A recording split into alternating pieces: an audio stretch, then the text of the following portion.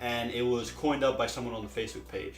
If you also want to help name a roll or a sushi roll or something that I created in the future, then head over to the Facebook page and like it so you can get updates. You can do so right now by clicking on the top left corner of your screen or in the description below. Now, let's move on and make the Tunado roll, which is just an awesome creation. It's got delicious stuff inside like unagi, tuna and avocado. I mean, what could go wrong? And then it's covered in a delicious crunchy batter of tempura and fried till crispy. Okay, so let's get cooking. Let's go. You take an unagi fillet, this is a roasted eel, and you just cut it in half lengthwise. Now you get these like this, they're frozen and cooked like this in Japan, and then they're shipped around the world. Okay, so I'm just going to need half of it. If you want more information about it, click on the link on the top left corner of the screen. I'm just going to begin slicing just like this at an angle. The first cut is just to get the right angle, and then you continue cutting these sashimi slices of unagi. Now you cut at a 45-degree angle to the board and a 45-degree angle to the actual piece to get this angular cut like this. And it's very difficult to cut because it's a very slippery, slimy eel, but it's so delicious, it's amazing. Okay, so cut the entire unagi piece or whatever you need and put it in the fridge until you need it. And now moving on to the roll. You take half a sheet of nori and you place a piece of tuna strip like this next to it and just cut it to size. Okay, and I'm just going to put the strip onto my nori like this. Okay, and now you take those unagi slices you cut before and you just put them onto your tuna piece. Alright, so I'm just going to take 1.5. So I'm just going to take one and cut this in half so that I don't have any waste. Okay, just going to put that there. Now I'm going to turn this round so that I have the wider edge against the end so that it's uniform density throughout the roll. You don't want to have a lump in the middle or anything like that. Okay, now I'm just going to take some masago, which is seasoned Captain fish roe, and just place it across like this. If you want to know more about masago, click on the link on the top left corner of your screen right now. And I'm just adding a slice of avocado. Okay. And 2 slices of paprika or red bell pepper, depending on where you're from.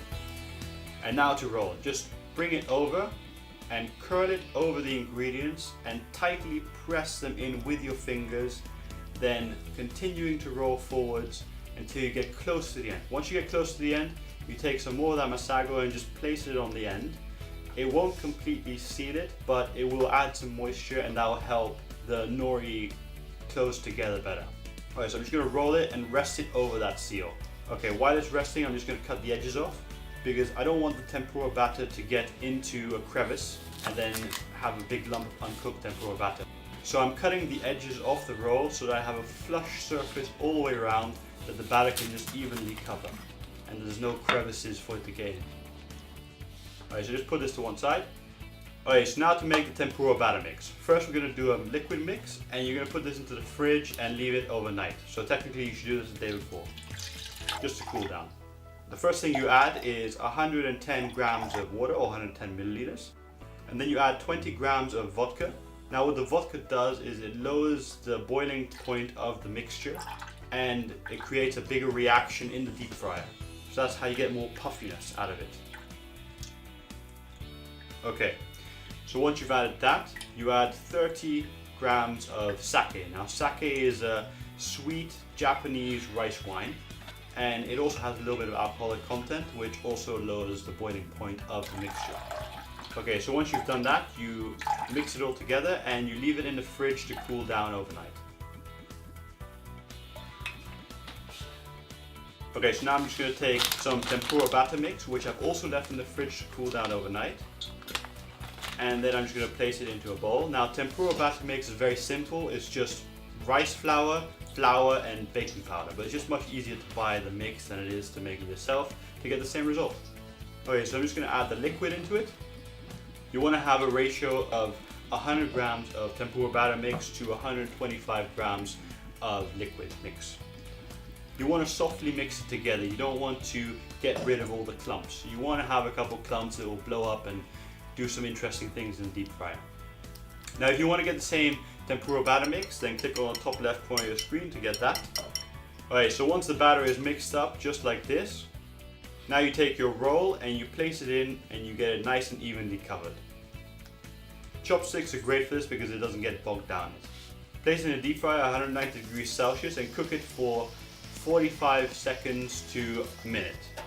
You just want to get it so it's nice and crispy all the way around and just slightly warm on the inside.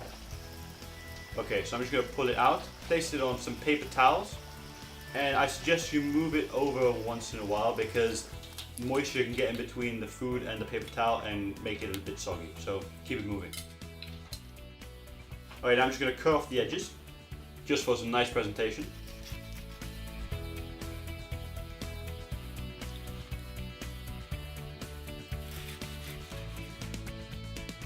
And then I'm going to cut this roll into 3 parts.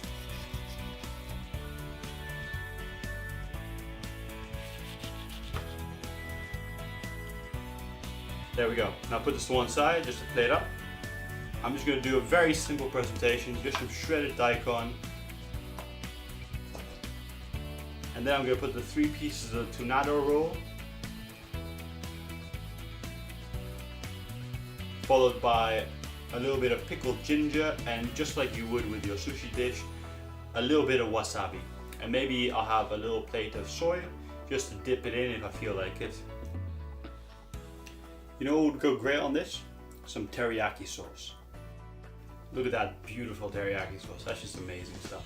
If you want to learn how to make that sauce, then check out the link on the top left corner of your screen right now, which will take you to my website where you'll learn how to make that amazing teriyaki glaze. Okay, so I just guess I'll just try one.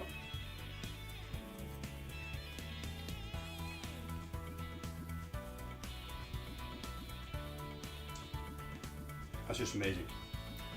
That's all I have to say about it. I mean, it's just delicious. You have to give this a try at home. You won't be disappointed. So I guess this is the end of the video.